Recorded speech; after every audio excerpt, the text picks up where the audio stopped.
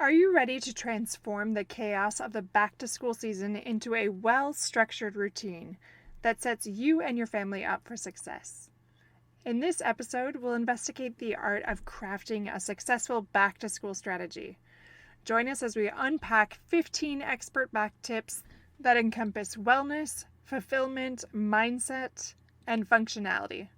Whether you're a parent looking to create more of a harmonious family routine, or an individual aiming to excel academically and personally, these insights will guide you towards a smoother and more rewarding transition into the school year. Stay tuned.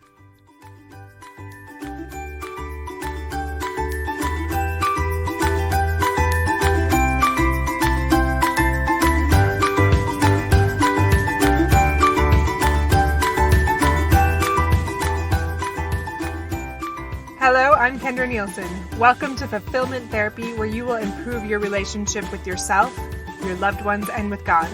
You'll find healing, wellness, crucial mindset shifts, and self-development help.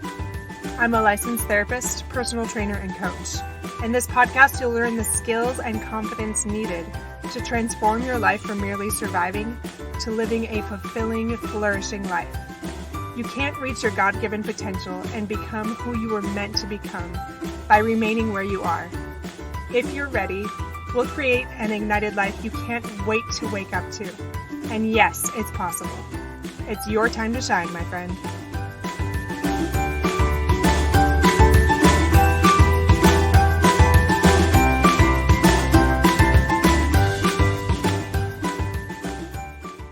Welcome back to another episode, number 38, From Chaos to Routine, Crafting a Successful Back-to-School Strategy.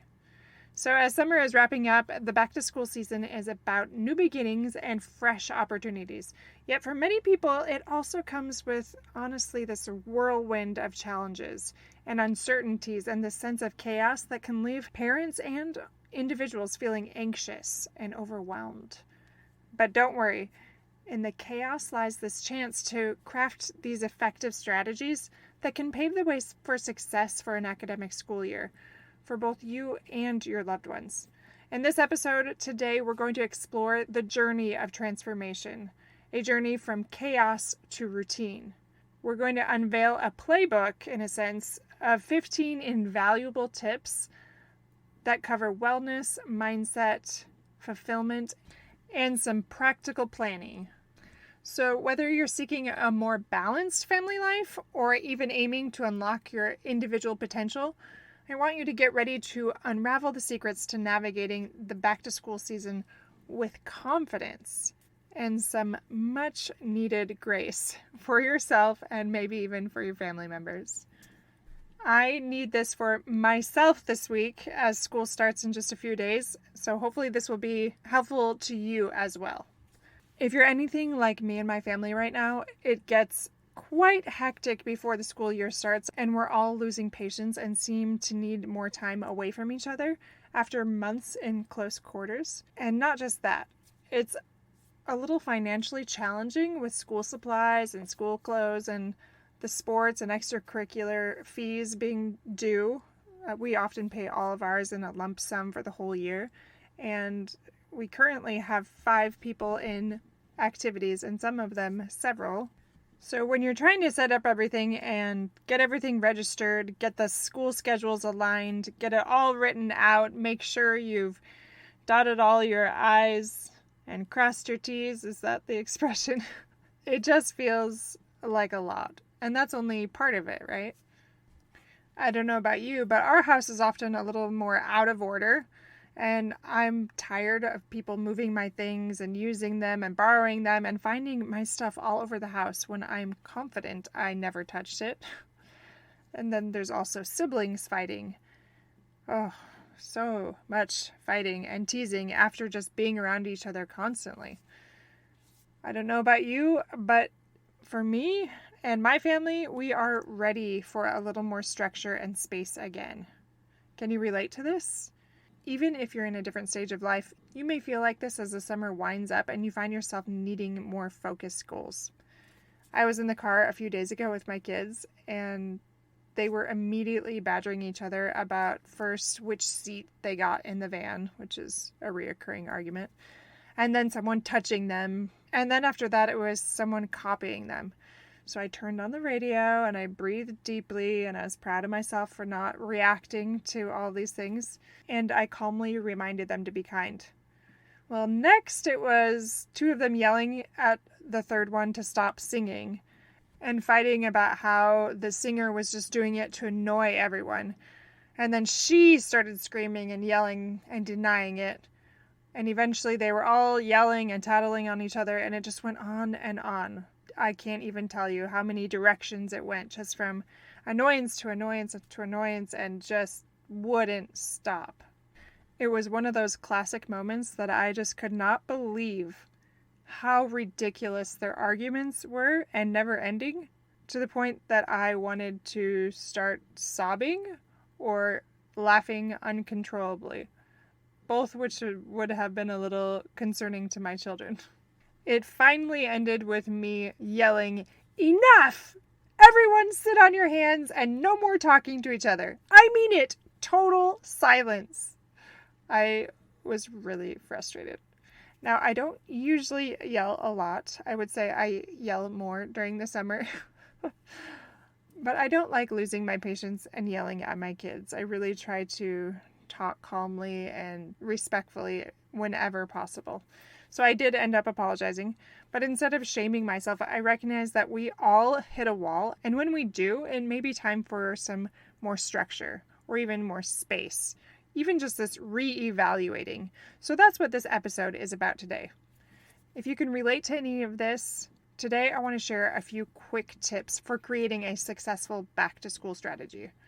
I'm here to help save your sanity, as long as you're willing to implement some of these tips. I definitely am doing the same thing myself. Let's talk first about establishing a strong foundation. Number 1, set clear goals. So as a family and an individual, outline your academic or personal or wellness goals for this upcoming school year. Have a sense of purpose that will help guide your actions and maintain that focus. This is big for me all the time at the end of December and that beginning of January time, and especially right about now, right as the kids are starting school and we're getting back into things. That first week back I often do, and then even right up until probably Labor Day, I might be like fine-tuning it, and then I really hit it hard right after Labor Day when there's no more breaks or anything for a while. I want to read you one quote by Tony Robbins. So if you don't know who that is, he's a life coach and motivational speaker. And all these things that I share today, I will have in the show notes if you want to see those later. But he says, setting goals is the first step to turning the invisible into the visible. So when you're setting those goals, you're able to turn an idea into reality in a sense.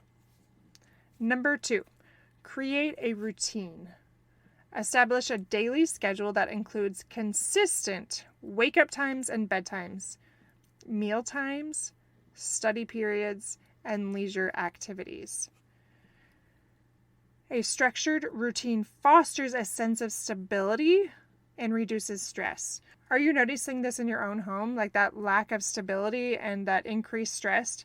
If that is happening, that's a good indication the kids need a routine or you need a routine. I've noticed that my kids really thrive off routine, and sometimes when people talk about routines, it gets a bad rap a little bit, but it is actually really good for their development. And even those that kind of fight against it, it's really interesting to me. Some of my kids fight against it a lot, but they actually are the ones that really need it the most. So just keep that in mind. Number 3, prioritize wellness. Emphasize the importance of physical and mental well-being in your family. Do you guys talk about that? Is that a discussion that you have? Not just academic, but kind of that whole health? Do you talk to them about exercising or their diet or that mindfulness and sleep hygiene so that they can have really increased health, especially going into that new year? Is that a discussion that you guys have ever at dinner or when you're winding down at night and talking together? That actually goes well into number 4. Foster open communication. Create an environment where family members can openly discuss their thoughts, concerns, and triumphs. Regular family meetings can serve as platforms for sharing and addressing any challenges. I think this is one thing we do pretty well, actually. Like, I really try to, once a week, review what's going on for the week, what people are hoping and expecting, and we write all of that down, but then we also try to talk about what else is on their mind, if they have any other concerns or struggles. I know yesterday I had a heart-to-heart with one of my kids, and I was just really open and vulnerable with them, and I said, is there anything that I can do to be a better mom to you? Is there any struggles or frustrations that you have? Because I really want to improve, and I know that I don't always get it right. I actually did the same thing. I took my daughter on a walk early Saturday morning, I think. She went with me about 7 o'clock, and we just talked for a while. And I just checked in with her briefly about the same thing.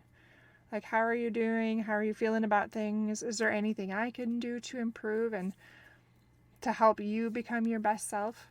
Is there anything this summer that you were hoping for that you didn't get? Just those quick check-ins. So keep that in mind as you are communicating with your family or as you're hoping to communicate with them. Number 5 is a simple one. It's just designate workspaces. Set up designated spaces for work or study so both the kids and the adults can have something that's just their little space to study. These are organized, they're free from distractions, and that really help them focus. Now, this isn't always possible. Like, we have to get very creative. I think I told you, because we gave that extra room to our exchange student. I use my closet. My husband uses the laundry room, which is just what we're doing right now, and that's okay. At some point, we'll have an extra office or something even bigger, but for now, it works. So do you have a space for your kids? Do you have an area where it is inviting and a place that they can really focus, even if it's just going outside on the patio and maybe having a snack for them and a chance to just sit down and focus with them together as you communicate for a little bit, and then give them that space to do something else that they need to focus on, whether that's homework, whether that's their own little mindfulness, or even just creative play. These next ones I'm going to go over are more about nurturing mindset and fulfillment. So number 6 is cultivate a growth mindset.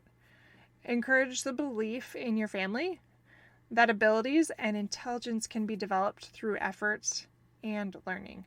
So embrace challenges as opportunities for growth rather than setbacks. And I've talked about this on and off, but in this sense, I really want it to be more of a family affair, or for your loved ones, whoever that might be. Just really keeping that growth mindset at the forefront of your mind. Have you ever heard of Deepak Chopra? He's the holistic health guru and author. This is what he said. The highest level of performance comes to people who are centered, intuitive, creative, and reflective. People who know how to see a problem as an opportunity. I enjoy these types of quotes because it reminds me what I can teach my kids. When we are amping up for the school year, do we remind our kids or even our loved ones to see problems as opportunities? Do we remind them that there's going to be a lot of things coming this year, but we can choose to live a life where we see struggles as opportunities for growth? Like, what is your narrative? What is your dialogue around that in your house? So just something to think about as you move into this new school year. Number 7, practice gratitude. This is something else I've talked about before, but start or end each day with a moment of gratitude. This practice helps shift focus towards positive aspect of your life and really fosters a more optimistic outlook. One thing I really like about this is, I don't remember who it was, but a friend of mine at dinner, they would go around the table and talk about the best part of their day. I think they actually did like a roses and thorns thing.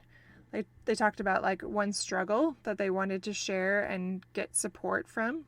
And then they talked about the roses. So the thorn is the struggle, and then the roses, like the great things in their life. So they end on that positive note. And I thought that was pretty great, and we do that on and off when I remember.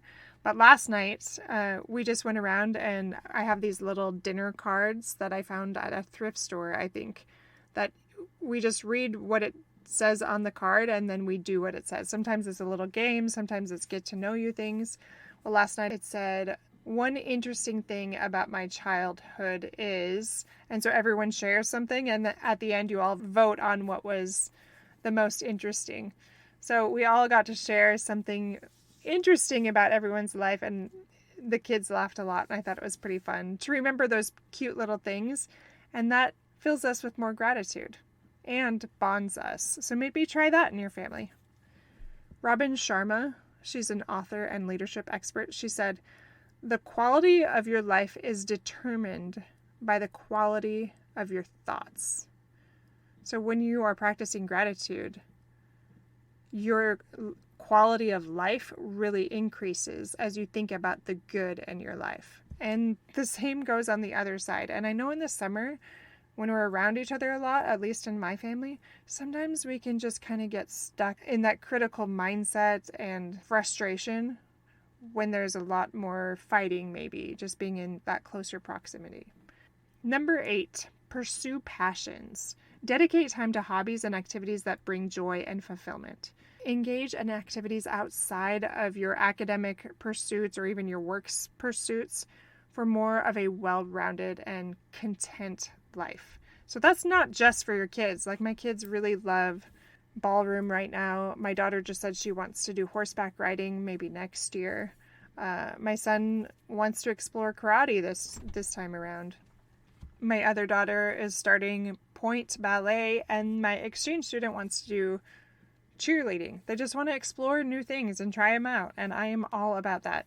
Now for me personally, I'm playing a lot more pickleball, and I am really enjoying it, and I want to get better and better.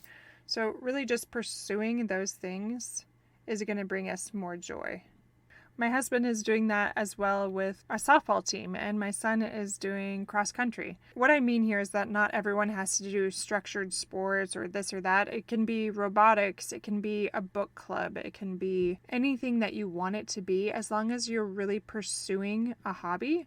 And it does help to have something structured, so it's not just this casual thing you might spend 30 minutes on it a month, but weekly you're focusing on that. Like I just thought about getting back into guitar again now that the kids are going back to school, and that I might have more time to carve out of my day to do that when I wouldn't normally during the summer. Simon Sinek said, working hard for something we don't care about is called stress. Working hard for something we love is called passion. So when we work hard for something we're passionate about, that really brings us more fulfillment and happiness and joy. Number 9, set realistic expectations. Avoid undue pressure by setting achievable goals. So not over the top goals here. Recognize that perfection is not the goal, and mistakes are valuable opportunities for learning. I feel like in the past, I have not made that super clear with some of my kids, especially my oldest. It seems like I make more mistakes with her than others. But reminding them, especially academically, that they do not need to be perfect and that mistakes are okay and they can just help teach us things. It's more about working hard. It's not about that A. Number 10, foster lifelong learning. So this is where we can really model and encourage a love for learning, just like I mentioned with passions, in both academic and non-academic pursuits. So this really goes along with the other one that I just talked about. But this is more things like workshops or researching new things and sharing these experiences together as a family. Number 11, time management skills. Teach children and yourself effective time management techniques, such as breaking tasks into manageable chunks and prioritizing important activities. We've had to talk to my daughter a lot about this summer because she's been taking summer school classes, and it's much more like a college course. Like, you don't have a teacher breathing down your neck that you see every day or anything like that. And so suddenly she's really procrastinating. So I've recognized with her, I've really had to help her be more accountable and lay that out and show me, and I check in with her until she can show that she is able to take that on herself more and more. There's a lot of ways that you can do this, but what time management skills do you teach your kids or even yourself so you can break things down into bite-sized chunks that are realistic and not so stressful or daunting? Gretchen Rubin, I talked about her before. She's an author and happiness researcher. She said, the biggest waste of time is to do well something that we do not need to do at all. Just explore this. I really liked reading this because it's like, maybe we're putting all of our effort into something we don't even need to do. So explore that too when you're thinking about time management skills. Is there something you can delete or edit? That might be a waste of time because you're putting all of your effort into doing it well, and it's not even something that fills you with joy or is really going to help you in the long run with things that you care more about. Number 12, digital balance. Establish boundaries for screen time and social media usage. Have technology-free time so that you can nurture those real-world connections and that necessary relaxation. This is a big one in our family that we always reevaluate every fall, especially as our exchange students come in and we're resetting those boundaries and be like, okay, what do we want to shift here? How do we improve this? What do we teach to our children? So this is where we set up a docking station again, and we have everything plugged in at night at a certain time. We're currently trying to figure it out. We have friends that do this, but we don't know how to do it, where we can set up the router to turn off the internet at certain times. Like, we want it off by like 9 or 10 every night, even for those older teens doing homework, and then on again, probably for me at like 4 in the morning. So that's something that you can do that we're still navigating right now. Or there's apps you can use on your phone where you can pause different devices at different times. So look into those things, like what can you do to have greater digital balance in your home. Number 13, mindful stress management. Introduce relaxation techniques like deep breathing, meditation, or yoga to all of your family to manage stress. That might even just be going out on the patio after dinner, sitting and putting on like a simple guided meditation for a few minutes. They have plenty of kids ones that are available too. Or it could just be calming music and just sitting there and watching the birds or whatever it might be together. Maybe it's going on a walk afterwards and just laughing and moving and enjoying that stress-free time together. These things really enhance emotional well-being and resilience. Eckhart Tolle, he's a spiritual teacher and author. I really love a lot of his books. He said, realize deeply that the present moment is all you have. I am not going out there. You guys, I was just going to edit that out, but it is a perfect example of my life right now. In just this 20 minutes since I've been recording this podcast episode, kids have been running in here fighting over and over, and here is another one. Just 1 second. Okay, I'm hoping that I can finish the rest of this episode without any more tattling or anything else, because like I said, I am at my max. I even do this really early so that I can have more peace, but they are up early today, apparently. Anyway, now let me read that Eckhart Tolle quote again, which is so much more entertaining after that little outburst from my son. He says, realize deeply that the present moment is all you have. Make the now the primary focus of your life. So apparently I just need to embrace that and make this the focus of my life, whether it's chaotic and screaming and tattling, whatever it might be. Number 14, celebrate achievements. Acknowledge and celebrate milestones, no matter how small. I didn't lose my mind with my kids. I'm going to celebrate that achievement. This practice boosts self-esteem and motivates continued effort. So that doesn't just have to be that you succeeded in not being abusive to your children, but it could be other things as well. Like, I've been doing well with my big three. I've maintained that through the summer. Or I've really created positive experiences with loved ones lately. Or I've been journaling. Whatever it might be, celebrate those achievements. Talk about those. Make that the focus of your life. The last one, practice empathy. Encourage understanding and empathy by discussing emotions and perspectives. This fosters healthy relationships and supports emotional intelligence development. That's why I really like to do this stuff after dinner or when you're going on walks. Those little moments that you're shaving out, not this super formal thing, just these opportunities to show empathy. That conversation I had with my son yesterday was actually not typical. I followed the Holy Ghost and I acted on a prompting. He was really not wanting to go to church again. He did end up coming, but he wouldn't get out of the car. And I went back and talked to him very kindly a couple times. And then the last time I just had this thought, go after the lost sheep, but not in this traditional sense. So instead of going to class after sacrament meeting, I just went in the car with him and asked him gently again if he was going to come inside. And he said no. I was like, all right, I'll just hang out with you. And I just sat there. And we ended up having a very important, pivotal conversation where he opened up more than he's ever opened up before.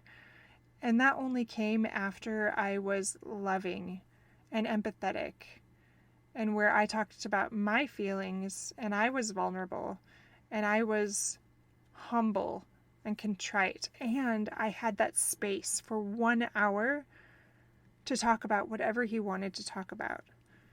And I'm so glad that I did that, because if I didn't practice that empathy, and if I didn't have that block of time with him one-on-one, I don't think that would have happened, and we wouldn't have made major headway together without that.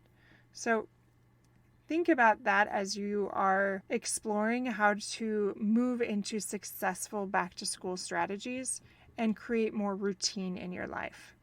Incorporating these back-to-school tips in your family's routine really can lay the foundation for a successful academic year and a fulfilling life as individuals. So remember that each family member's journey is very unique, and these can be adapted, these suggestions, to your specific needs and circumstances. As you prioritize wellness and foster that growth mindset, as well as nurture a sense of fulfillment, you really can create a thriving environment that really supports you as an individual and your collective family growth. That is all I have for today's episode, my friends. I pray that you'll be able to implement some of these and create more healthy structure as you recover from some of that summer chaos as manifest in this episode with my son running in and screaming. I didn't have some of the other things. I should have probably kept those as well. But you probably would have laughed quite a bit. The chaos that is going on in my own life right now. We are all so excited for Wednesday, for back to school, and I hope you are too. In closing, our Igniting Life 12-week course has already launched and is now closed until further notice. So you missed your window, but stay tuned for the next round opening up in the future. I'm not sure when that is yet, but I will keep you posted. And last but not least, sign up for our Costa Rican Women's or Men's Wellness Retreat June 16th through the 22nd, 2024. You do need to sign up quickly, though, because there are only 11 spots total for each of those, and many of them have already filled up. My husband is also a certified therapist, and he will be running the men's retreat at a neighboring property. We're going to do a variety of excursions like snorkeling, spearfishing, diving, sailing, surfing, horseback riding, hot springs, mud baths, volcano and waterfall hikes, zip lining, and things like that. So it's not going to be constant, but there are going to be a variety of the best excursions. Also, that necessary resetting and restoring aspect included. So both retreats include lodging, food, excursions, entertainment, psychoeducation, wellness resources, professional training, and an unforgettable experience that will launch you towards becoming your best and most fulfilled self. So grab one of those few spots in this exotic getaway. You only have a very short time left to do this, but sign up with a friend in August and get $250 off for each of you for only the month of August. You do have to email me at fulfillment.therapist@gmail.com to get the discount in the month of August. And you can't find out about this later and then email me. You have to email me in August to get that.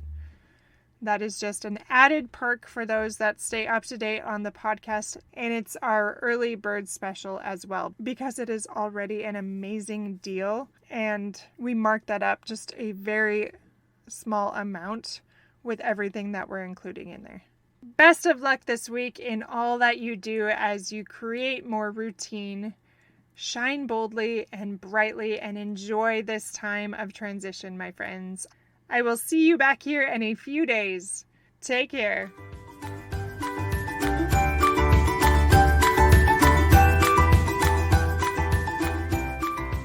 If this podcast has helped you gain the insights and skills needed to propel you towards transformation and joy, the number one way to help me is to leave a written review on Apple Podcast. Like you, I'm striving to become my higher self by helping others thrive. And I do that most effectively if you use your influence and give a review. Share this episode with a friend or share it on social media and let others know how it has helped you. I would be so very grateful and excited that we're creating positive ripples in so many lives. If you want to connect, you can find me on Fulfillment Therapy on Facebook and Instagram, or go to fulfillmenttherapy.org. Thanks for listening and shine boldly and brightly, my friend.